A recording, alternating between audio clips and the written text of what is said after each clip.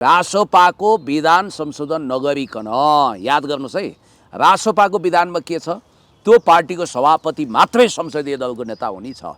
अब भोलि कुनै मुद्दालाललाई बोकेर, मानौँ अब भनौँ न विरोधी पक्ष जस्तो देखिने कुनै मुद्दालाललाई बोकेर रासोपाको जो मानिस संसदीय दलको के अरे सभापति छैन त्यो संसदीय दलको नेता नहुने विधान हुनाले रासोपाबाट प्रधानमन्त्रीको रूपमा आएका बालेन शाह नै अवैध हुन सक्छन् भनेर मुद्दा हालिदियो भने अर्को समस्या पर्छ। त्यसकारण विधान चाहिँ संशोधन गर्नु पर्यो पहिला कि सभापति बाहेक पनि अरू कोही पात्र प्रधानमन्त्री हुनसक्छ। किनभने रविजीको मुद्दा चाँडोभन्दा चाँडो सेटल गरेर उहाँ आफै तयार हुने स्थिति आइसक्यो भन्ने मैले सूचना पाएको छु। अब लडाइँ त छँदैछ, हेर्नुहोस्। मलाई स्थानीय चुनावमा मेरो गलामा झ्याप्पै हात हाल्ने एमालेका झोले कार्यकर्ताहरू रासोपाका कार्यकर्ता भएछन्। ए तपाईँलाई? मेरो गाउँतिरको भूमाफिया रासोपाका भूमाफिया भएछन्। अहिले त क्रसर व्यवसायी रासोपा। हेर्नुहोस्, तपाईँ पत्याउनुहुन्छ भने त्यो के अरे सबै त्यो ठेक्का पट्टा यताउता गर्ने गाउँघरतिरको सानोतिनो ठेक्का गर्ने सबै रासोपा। यो देश त्यसै बिग्रिया होइन रहेछ। के फरक पर्यो त? हिजो एमालेमा खान पाउन्जेल छ ती एमाले भए, त्योभन्दा अगाडि माओवादीमा खान पाउन्जेल छ ती वाइसिएल भए, होइन? अहिले ती सबै रासोपा भएछन् सर। यो देश बिगार्ने तिनै झोलेहरूले हो। अब यिनीहरूका पनि झोलेहरू त बवाल पो भएछन् त। होइन, यो देशको रीतिथिति परम्परा त तपाईँलाई थाहा छ। ठुलो चक्काचौध क्रान्तिकारी नारा र एजेन्डा लिएर आउने पनि अन्ततः बिटुलिने तिनैबाट हो। ओल्लागरको नरे पल्लागरमा सरे, जता काफल पाएको त्यतै चरी नाच्छ। वडा अध्यक्ष जितेर हकुत कमायो, होइन? अनि त्यस पछाडि एमालेको वडा अध्यक्ष फेरि उठ्या थियो, रङ्गै पछारियो, अहिले फेरि रासोपाको झोले भएछ। होइन, त्यो त मामुली कार्यकर्ता हुन्, तिनीहरू जस्ता देशमा धेरै छन्। सुरुमा के लाग्थ्यो भने नेताहरूले बिगारेको देश जस्तो लाग्थ्यो। यी खान नपाएका खानै जन्मेकाहरूले बिगारेको देश। यो खाइदेऊ मार्काका मान्छे पाइन्छ भने यिनीहरू खान पाइन्छ भने यिनीहरू माओवादी हुन नि तयार छन्, एमाले हुन नि तयार छन्, काङ्ग्रेस हुन नि तयार छन्, रासोपा हुन नि तयार छन्। खान पाइन्छ भने यिनीहरू जे गर्न पनि तयार छन्। लुट्न खान भ्याउन हो। त्यसकारण अब सबभन्दा बढी लुटेर, सबभन्दा मासु भाते, सबभन्दा झोले, सबभन्दा खाइदेऊ मार्काका मान्छे रासोपा हुन्छ। तपाईँ गाउँतिर नि फोन गरेर बुझ्नुहोस्। अब अहिले खान पाइन्छ भने पछाडि त्यो एमाले छोडेर चाहिँ काङ्ग्रेस छोडेर जानेहरूको लहरको स्थानीय भूमाफिया, हेर्नुहोस् है, स्थानीय क्रसर व्यवसायी, सानातिना ती ठेक्का पट्टा गर्ने, ठुला ठेक्का पट्टा गर्ने, ती सबै अहिले रासोपाको टिममा। अब फेरि रासोपा कमजोर हुने बित्तिकै यता आउँछन्। हामी त केही समय भुलिएको हो भन्छन्। बिचौलिया पनि अब सबै परिवर्तन गरिहाले। हेर्नुहोस्, मालपानीहरूले पनि परिवर्तन गरिहाले किता, ठुला बिचौलियाले पनि किता परिवर्तन गरे, साना बिचौलियाले पनि किता परिवर्तन गरे। यो देश बिगारेको चाहिँ यिनैले रहेछ जस्तो लाग्यो क्या। यी खान जन्मेका झोलेहरूले गर्दा रहेछ क्या। तपाईँको राणा शासन ढलेपछि दरबारमा चाकडी गर्न जाने सबै प्रजातन्त्रवादी भए, काङ्ग्रेस भए हो। त्यसपछि पञ्चायत आयो, जम्मै पञ्चायती व्यवस्थाका अनुचर भए, गुप्तचर भए, पञ्चायतकै खान्ते पिन्तेमा गए। बहुदल आयो, रातारात पञ्चहरू काङ्ग्रेस भए। अब अरू त अरू, गगन थापाको अहिले समानुपातिक सूचीमा 1 नम्बरमा चढेका ससुरा बाजे नि 38-39 सालमा पञ्चायत जोइन गरे काङ्ग्रेसबाट। फेरि 48 सालमा सूर्यबहादुरको पार्टीको प्रवक्ता थिए। जापानबाट आउँदा नआउँदै अर्जुन नरसिंह केसी के भए? काङ्ग्रेस भए। भन्नासाथ ओल्लागरको नरे पल्लागरमा सरे। त्यसकारण हामी बारम्बार चर्चा गर्थ्यौँ नि, पुरानै बोतल हो, पुरानै रक्सी हो, स्टिकर नयाँ भन्नुहुन्थ्यो नि, त्यही हो। तपाईँ केही आशा गर्नु पर्दैन। अहिले जितेका सांसदहरू अब मैले कुनै गौतमजी, यहाँलाई हार्दिक स्वागत छ। थ्याङ्क यू सो मच, धन्यवाद। आराम हुनुहुन्छ सर? ठिक छु।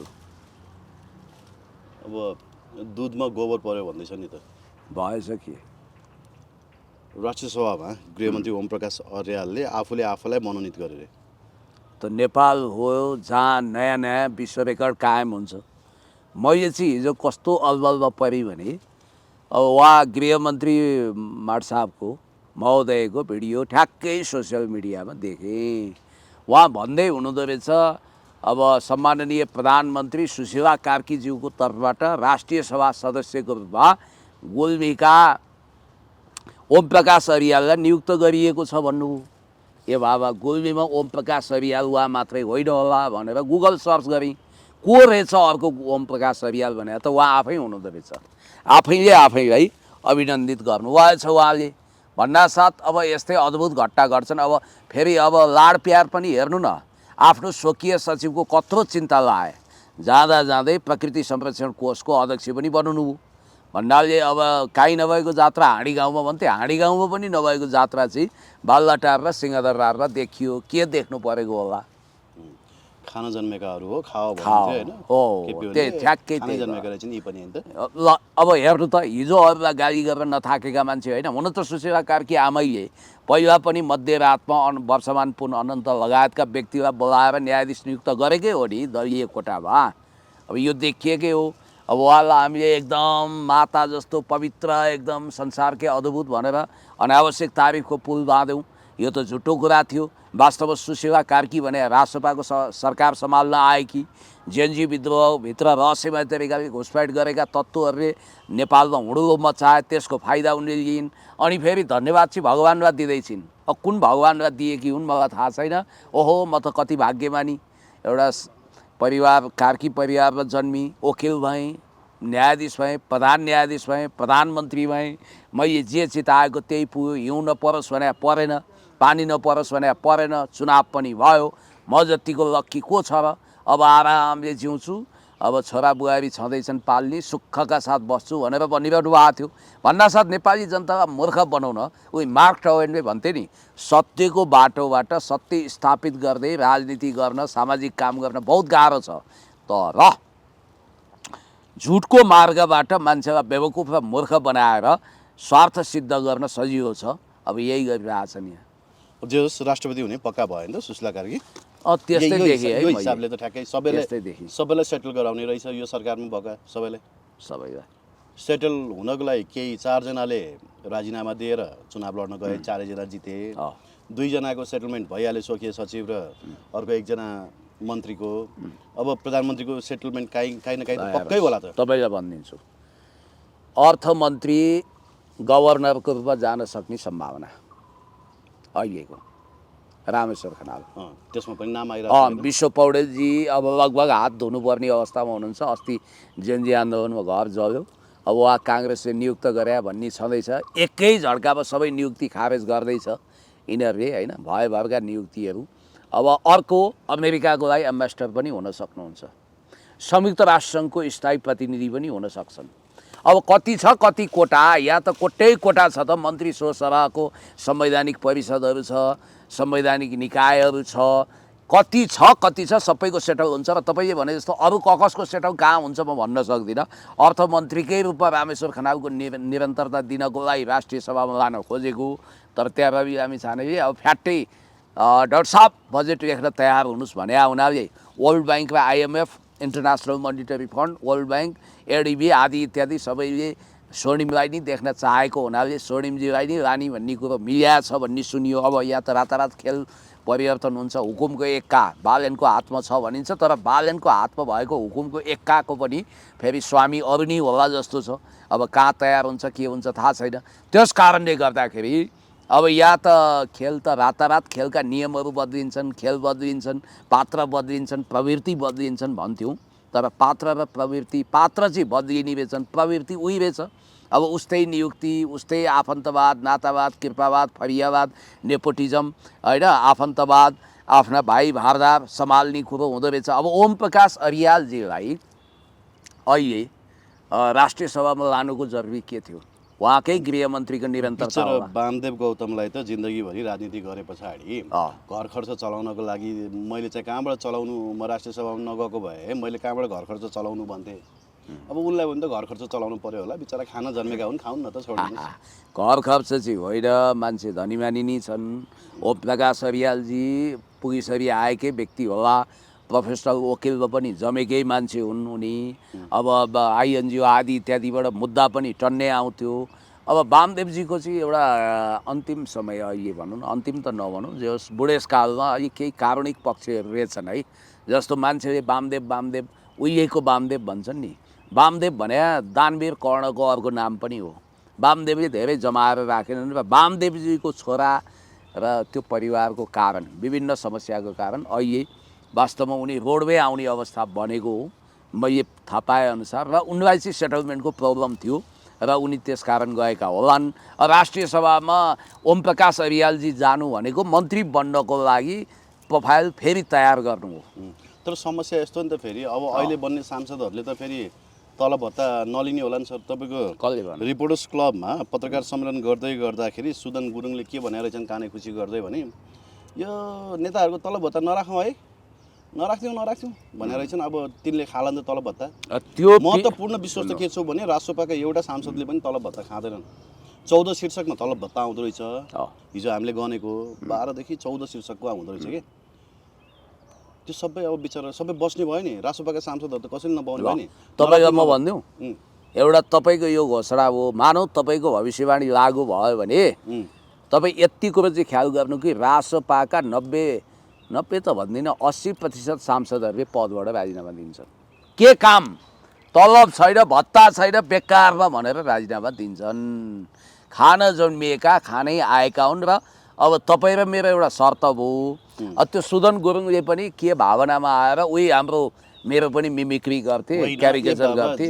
रिपोर्टर्स क्लबमा जेनजी आन्दोलनको रापतापको बेलामा सांसदहरूको यो तलब भत्ता नराख्थ्यौँ, यो टाइटाइ टुटी गाडी साडी पनि नराख्थ्यौँ भनेर बोलेका छन्। अनिखेरि त्यो बोले कि अब उसले अनि उनले जित्दा साथ फेसबुकमा लेखेर अथवा कहीँ उनले त्यो उद्गार प्रकट गरेर मैले जे बोलेको थिएँ त्यसमा मेरो अडान छ। रिपोर्टर्स क्लबमा गरेको पत्रकार सम्मेलनलाई आधिकारिक मानौँ कि उसले फेसबुकमा लेखेको कुरालाई आधिकारिक? होइन, उनले अब त्यो जङ्गी घोषणा गरेका छैनन्। रिपोर्टर्स क्लबको उनको भनाइ त त्यो उही प्रभात लामा हाम्रो मिमिक्री गर्छन् नि, तिनको लागि गरम मसला बन्ने मात्रै हो।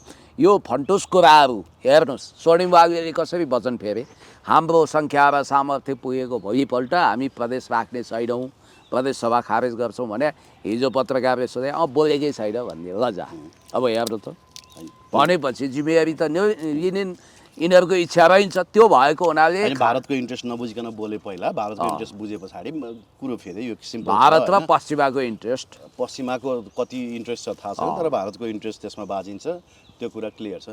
तर संविधानविद भीमार्जुन आचार्यले बोलेको एउटा सानो भिडियो क्लिप निकै भाइरल थियो क्या। यो देश बिगार्ने 25 देखि 30,000 झोले कार्यकर्ता, लम्पट कार्यकर्ताहरू हुन् भनेर उहाँले बडो भावुकतापूर्ण रूपले भन्नुभएको थियो क्या। त्यो भिडियो मलाई अहिले पनि सम्झना छ। अहिले के भएछ भने नि सर, मलाई स्थानीय चुनावमा मेरो गलामा झ्याप्पै हात हाल्ने एमालेका झोले कार्यकर्ताहरू रासोपाका कार्यकर्ता भएछन्। तपाईँलाई मेरो गाउँतिरको भूमाफिया रासोपाका भूमाफिया भएछन्। अहिले त क्रसर व्यवसायी रासोपा। हेर्नुहोस्, तपाईँ पत्याउनुहुन्छ भने त्यो के अरे सबै त्यो ठेक्का पट्टा यताउता गर्ने, गाउँघरतिरको सानोतिनो ठेक्का गर्ने सबै रासोपा। यो देश त्यसै बिग्रिया होइन रहेछ। के फरक पर्यो त? हिजो एमालेमा खान पाउन्जेल छ ती एमाले भए, त्योभन्दा अगाडि माओवादीमा खान पाउन्जेल छ ती वाइसिएल भए, होइन? अहिले ती सबै रासोपा भएछन् सर। यो देश बिगार्ने तिनै झोलेहरूले हो। अब यिनीहरूका पनि झोलेहरू त बवाल पो भएछन् त। होइन, यो देशको रीतिथिति परम्परा त तपाईँलाई थाहा छ। ठुलो चकाचौत क्रान्तिकारी नारा र एजेन्डा लिएर आउने पनि अन्ततः बिटुलिने तिनैबाट हो। पल्लागरको नरे पल्लागरमा सरे, जता काफल पाएको त्यतै चरिना वडा अध्यक्ष जितेर हकुत कमायो, होइन? अनि त्यस पछाडि एमालेको वडा अध्यक्ष फेरि उठ्या थियो, रङ्गै पछारियो, अहिले फेरि रासोपाको झोले भएछ। होइन, त्यो त मामुली कार्यकर्ता हुन्, तिनीहरू जस्ता देशमा धेरै छन्। सुरुमा के लाग्थ्यो भने नेताहरूले बिगारेको देश जस्तो लाग्थ्यो। यी खान नपाएका, खानै जन्मेकाहरूले बिगारेको देश। यो खाइदेऊ मार्काका मान्छे पाइन्छ भने यिनीहरू खान पाइन्छ भने यिनीहरू माओवादी हुन नि तयार छन्, एमाले हुन नि तयार छन्, काङ्ग्रेस हुन नि तयार छन्, रासोपा हुन नि तयार छन्। खान पाइन्छ भने यिनीहरू जे गर्न पनि तयार छन्। लुट्न खान भ्याउन हो। त्यसकारण अब सबभन्दा बढी लुटेर, सबभन्दा मासु भाते, सबभन्दा झोले, सबभन्दा खाइदेऊ मार्काका मान्छे रासोपा हुन्। तपाईँ गाउँतिर नि फोन गरेर बुझ्नुहोस्। अब अहिले खान पाइन्छ भने पछाडि त्यो एमाले छोडेर चाहिँ काङ्ग्रेस छोडेर जानेहरूको लहरको स्थानीय भूमाफिया हेर्नुहोस् है, स्थानीय क्रसर व्यवसायी, सानातिना ती ठेक्का पट्टा गर्ने, ठुला ठेक्का पट्टा गर्ने, ती सबै अहिले रासोपाको टिममा। अब फेरि रासोपा कमजोर हुने बित्तिकै यता आउँछन्, हामी त केही समय भुलिएको हो भन्छन्। बिचौलिया पनि अब सबै परिवर्तन गरिहाले। हेर्नुहोस्, मालपानीहरूले पनि परिवर्तन गरिहाले किता, ठुला बिचौलियाले पनि किता परिवर्तन गरे, साना बिचौलियाले पनि किता परिवर्तन गरे। यो देश बिगारेका चाहिँ यिनैले रहेछ जस्तो लाग्यो क्या। यी खाना जन्मेका झोलेहरूले गर्दा रहेछ क्या। तपाईँको राणा शासन ढलेपछि दरबारमा चाकडी गर्न जाने सबै प्रजातन्त्रवादी भए, काङ्ग्रेस भए हो। त्यसपछि पञ्चायत आयो, जम्मै पञ्चायती व्यवस्थाका अनुचर भए, गुप्तचर भए, पञ्चायतकै खान्ते पिन्तेमा गए। बहुदल आयो, रातारात पञ्चहरू काङ्ग्रेस भए। अब अरू त अरू, गगन थापाको अहिले समानुपातिक सूचीमा 1 नम्बरमा चढेका ससुरा बाजे नि 38-39 सालमा पञ्चायत जोइन गरे काङ्ग्रेसबाट। फेरि 48 सालमा सूर्यबहादुरको पार्टीको प्रवक्ता थिए, जापानबाट आउँदा नआउँदै अर्जुन नरसिंह केसी के भए काङ्ग्रेस भए भन्नासाथ ओल्ला घरको नभए पल्ला गर्न सरे। त्यसकारण हामी बारम्बार चर्चा गर्थ्यौँ नि, पुरानै बोतल हो, पुरानै रक्सी हो, स्टिकर नयाँ भन्नुहुन्थ्यो नि, त्यही हो। तपाईँ केही आशा गर्नु पर्दैन। अहिले जितेका सांसदहरू अब मैले त के सोचेको थिएँ भने बालन शाह जस्तो शक्तिशाली प्रधानमन्त्री भइसके पछाडि, जनताले यो किसिमको म्यान्डेट दिइसके पछाडि अब झोलेहरूको हाहाकार हुन्छ, अब यी झोले होइन टोले गुन्डाहरूको हाहाकार हुन्छ, यी तपाईँको भूमाफियाहरूलाई अब ऊ होला भनेको मेरो त थाहा नरहने भयो सर। दुईतिरबाट दोजर हान्न लागेका छन्। म जन्मेको जुन घर छ त्यो घरको माथिबाट दोजर हान्नको लागि अहिले सिफारिस लिन आएका रहेछन्। ती सबै राष्ट्रपाका कार्यकर्ता भइसकेका रहेछन्। किन डोजर हान्ने?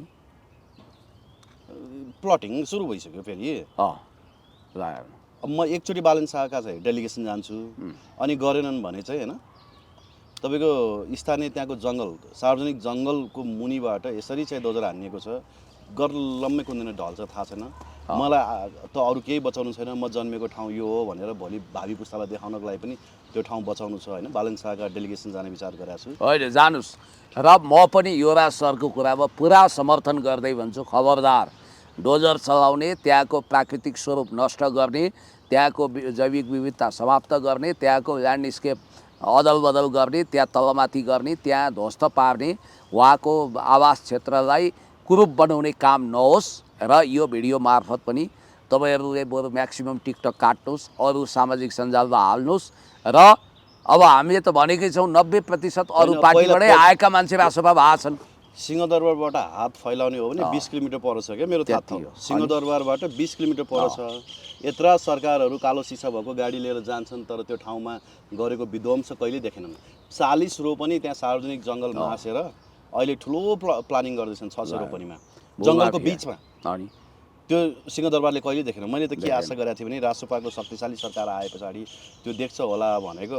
अब त्योभन्दा अगाडि नै सबै ती भूमाफियावालाहरू रासोपा भइसकेछन्, सबै रासोपा भइसकेछन् भने अब कसरी रोकेला, के गरी रोकेला, म चाहिँ यति धेरै निराश भएँ कि।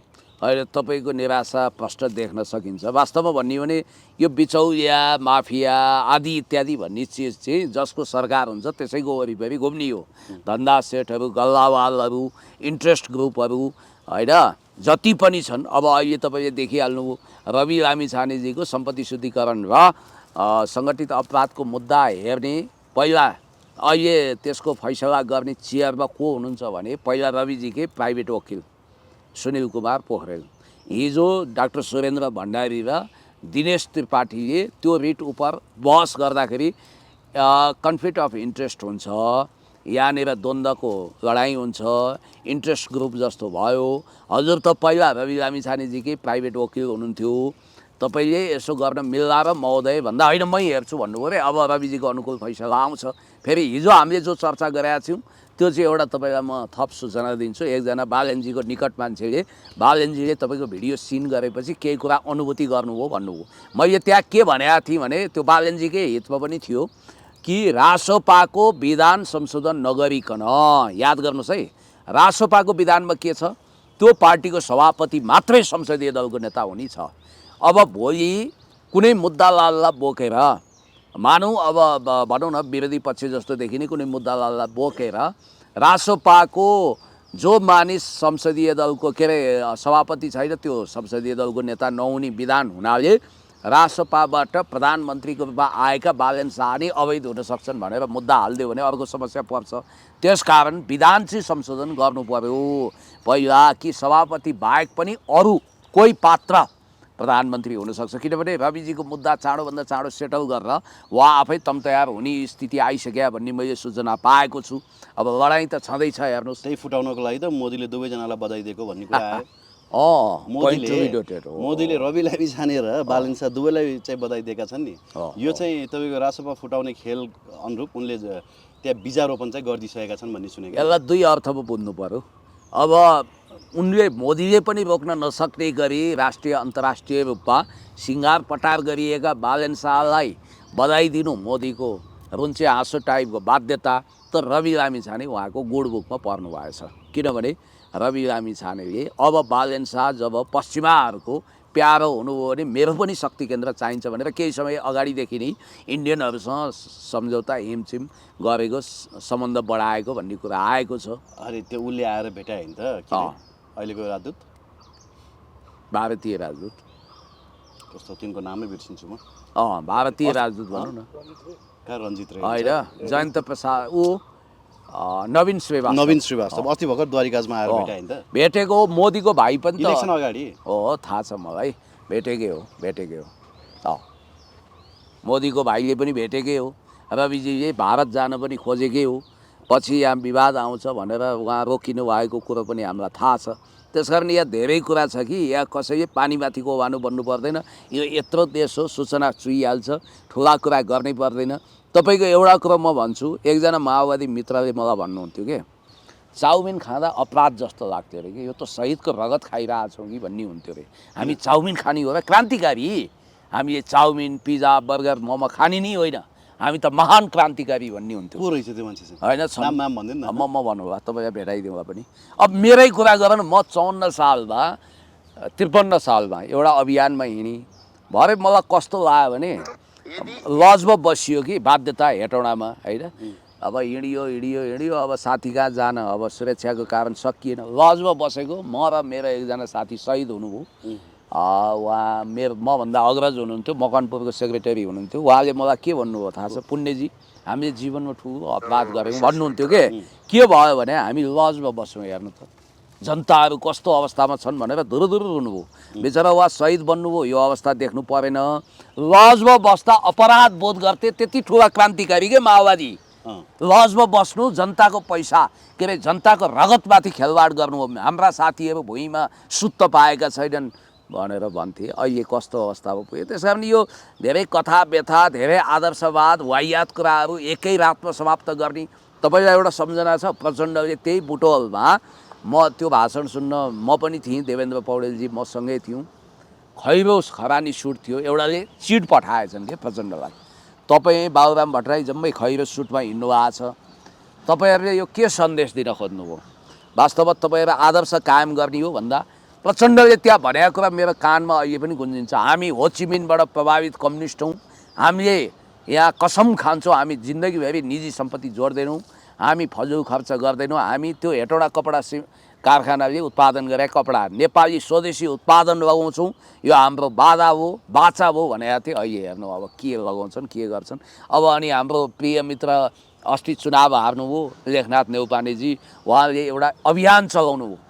त्यो अभियान के थियो भने नेताका छोराछोरी बोर्डिङ स्कुलमा नेता कार्यकर्ताको भर्ना गर्न पाइँदैन, सामुदायिक स्कुलमा गरौँ। कुरा त राम्रै हो। मैले उहाँलाई जागरण बुक सपमा भेटेर के भनेको थिएँ भने लेखनाथजी कुरो राम्रो हो, तर हेर्नु यो दुनियाँ यति निष्ठुरी छ। म चाहिँ मेरो बच्चाहरूलाई राम्रै स्कुलमा पढाउँछु खाइ नखाइ, किनभने शिक्षाको गुणस्तर सम्झौता गर्नु हुँदैन, शिक्षा क्षेत्रमा लुट छ। तपाईँको यो अभियानले सामुदायिक स्कुललाई पनि बोर्डिङ जत्तिकै स्तर उन्नति गरिदियो भने मेरा पनि बच्चा म यसो सामुदायिकमै भर्ना गर्छु, त्यति चाहिँ गरिदिउँ है भने अहिले उहाँकै सन्तान निजी स्कुलमा पढिरहेछन्।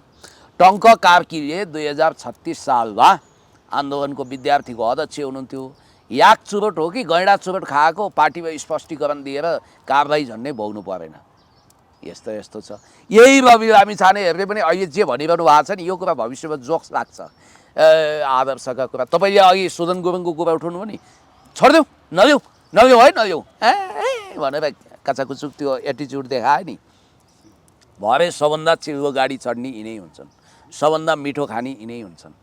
त्यही भएर भनिन्छ हरेक उग्रता चाहिँ अर्को उग्रतामा गएर टुङ्गिन्छ। आदर्शको उग्रता पतनको उग्रतामा गएर टुङ्गिन्छ। लेनिनले त्यही भएर वामपन्थी उग्रवाद दक्षिणपन्थमा गएर पतन हुन्छ भनेर लेनिनले भन्नु नै भएको थियो। यो एउटा कुरो चाहिँ के हुँदो रहेछ भने एउटा नोकरको जहिले पनि सपना के हुन्छ भने ऊ मालिक जस्तो बन्ने सपना हुन्छ अरे के। अनि त्यो शासित मान्छेहरूलाई पनि ऊ नेता जस्तै बन्न चाहन्छ। अब नेता जस्तो बन्नको लागि चिल्लो गाडी, चिल्लो कपडा होइन, चिल्लो कुण्ठा चाहिहाल्छ होइन। अब तपाईँको के अरे यो साम्यवाद, यो सोसलिस्ट के अरे सोसियलिस्ट मोड अफ प्रोडक्सन, समाजवादी उत्पादन प्रणाली, सोसियलिजम यो डेमोक्रेटिक सोसलिजम यो Scientific socialism. साइन्टिफिक सोसलिजम त नयाँ यो युटोपियन सोसियलिजम होइन, यो त भयो। नयाँ खरानी धस्तीवालाहरूले ल्याएको टर्मिनोलोजी हो। यो सबै कुराहरू चाहिँ हावा रहेछ कि। होइन यो के हुन्छ भने साँच्चै महानता हृदयमा बोकेका राजनेताहरूले त्यो उतारे, जीवनमा लागू गरे। अब्राहम लिङ्कन, नेल्सन मण्डेला, माओ नेपालमा त्से कसले तुङ लागू आदि गरे भन्नु? इत्यादि। नेपालमा हर्क साम्पाङ बाहेक अरू कसैले लागू गरेको छ? हर्क साम्पाङको चाहिँ आदर्श जीवन हर्क छ। साम्पाङ एउटा बाहेक कसैले त्यो जीवनमा त्यो आदर्श मेन्टेन गरेको छ? हर्क साम्पाङलाई यो कुरा मान्नुपर्छ कि उहाँले सिम्पल लिभिङ हाई थिङ्किङ गर्नुभएको छ, उहाँको ठिक छ। अब हर्क साम्पाङज्यूबाट चाहिँ एउटा आदर्शको परिकल्पना गर्न सकिन्छ।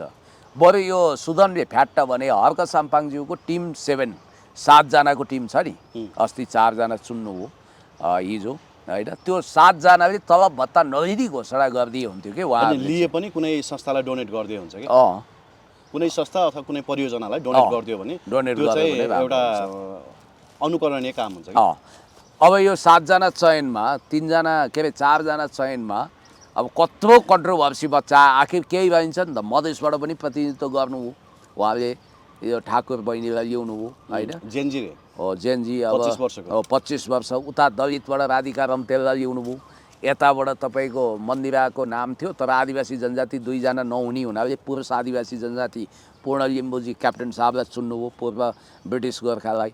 अनि अर्को कुरो, हामीलाई खुब गाली गरे के यो एसपिपीका समर्थक पनि हुँदा रहेछन्, स्टेट पार्टनरसिप प्रोग्राम। अब सेनाले यो अन गरेको, सेना त्यसको पक्षमा छ र 2/3 नै चाहिने रहेछ एसपिपी पास गर्न संसदको, त्यसकारण 2/3 बराबरको सिट सङ्ख्या राष्ट्रपाललाई चाहिने रहेछ।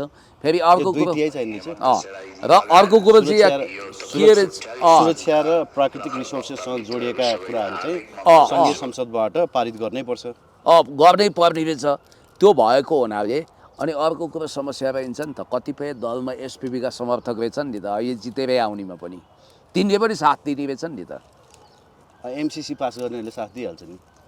भनेपछि अब यहाँ झलनाथ खनालजीले अब हामीलाई हावादारी कुरा गर्छन्, यिनीहरूले ठुला कुरा गर्छन् भन्थे कि झलनाथ खनालजी आफैले एसपिपीको विषयमा कति गम्भीर कुरा गर्नुभएको छ। उहाँसँग त टप सिक्रेट इन्फर्मेसन होला, होइन? उहाँ त अब प्रधानमन्त्री भइसकेका मान्छे होला। सुन्नु न एसपिपीको विषयमा उहाँ के बोल्नुहुन्छ झलनाथजी।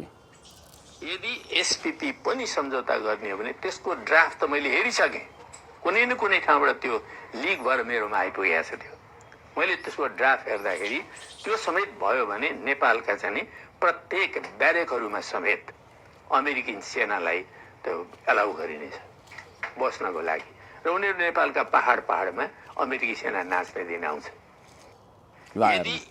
भनेपछि हामीले जे भनेका थियौँ, जस्तो एसपिपी पास गर्न नमान्दा फिलिपिन्सको मनिलाको मेयर रोड्रिगो डुडुर्गेजको नियति के हो, नेपाल र ककसको नियति के भयो जम्मै थाहा छ। किनभने एसपिपी पास गर्न नमानेको तपाईँको जुन 30, 2022 मा अथवा अब नेपाली सम्मत नै हामी कुरा गरौँ, त्यो दिन जब संसदले अन गर्नुपर्छ, संसदले इन्डोर्स गर्नुपर्छ, त्यो गर्न शेरबहादुर देउवा र केपी ओली सहमत नभएपछि त्यसको भोलिपल्टै इन्ट्रेस्टिङ कुरा छ, नेपाली मिति नै कुरा गरौँ न, एसपिपी संसदमा पास नभएको, यसलाई पोस्टपोन गरेको भनेको 2079 असार 6 गते रहेछ र 2079 असार 7 गते राष्ट्रपा जन्मिया छ।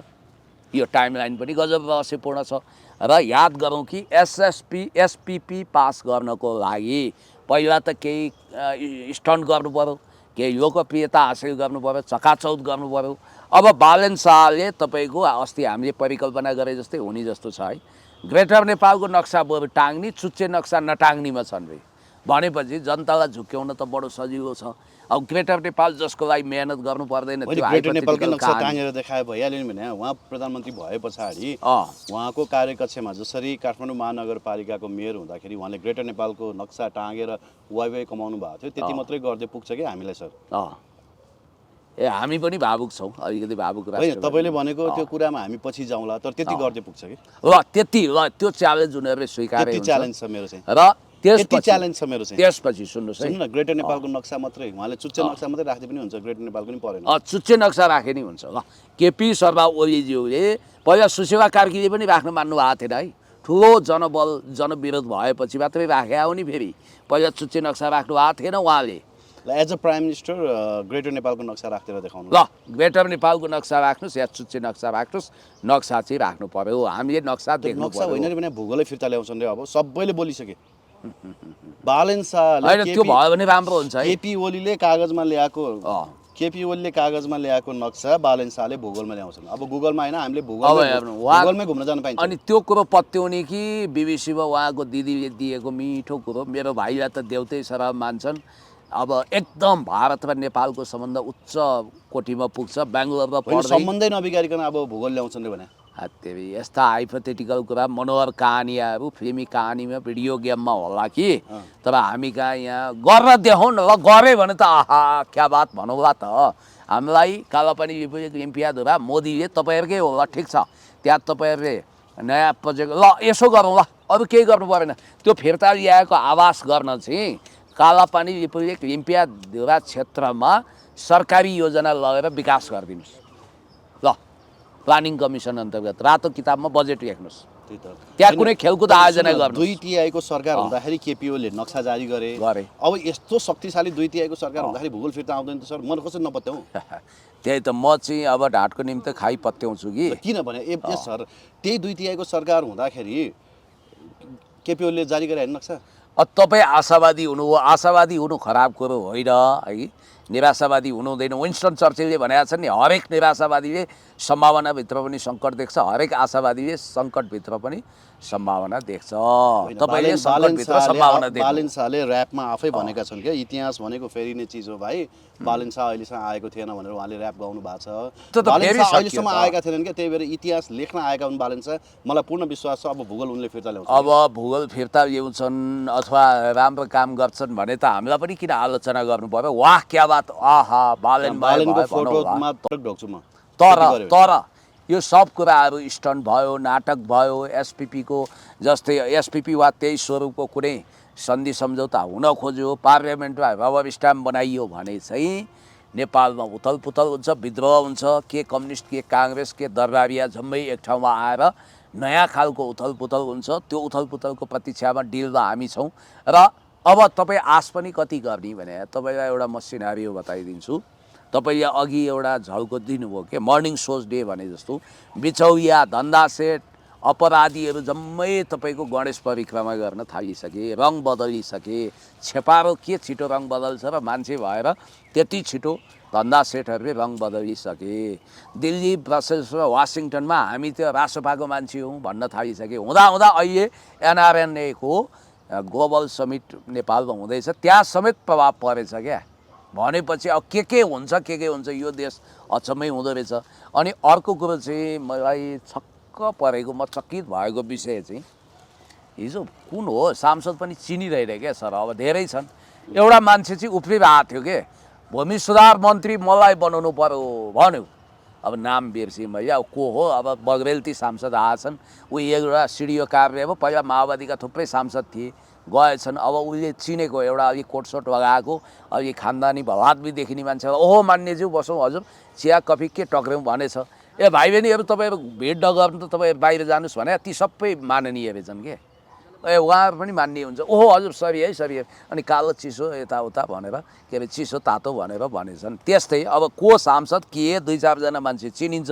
एकजना सांसद कताबाट सुदूरपश्चिमबाट जितेका रहेछन्, तिनको लवज सुन्दा त्यस्तो देखिन्थ्यो। अबको भूमि सुधार मन्त्री म हुनुपर्छ भने उनले क्या।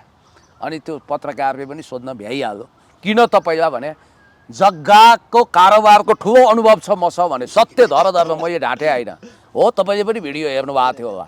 भनेपछि जग्गा दलालहरू अब भूमिविद भए यहाँ अचानक होइन, भूमिविदहरूलाई अब नियुक्ति दिनु परेन। सेयर कारोबारीहरू अर्थविद रहे, तपाईँलाई थाहा छ। हरि ढकालजी अर्थविद भन्न थालिसके, उहाँ सेयरको बडो राम्रो कारोबारी हरि ढकाल अहिले अर्थविद रे। ल thank you very much. Thank you so much.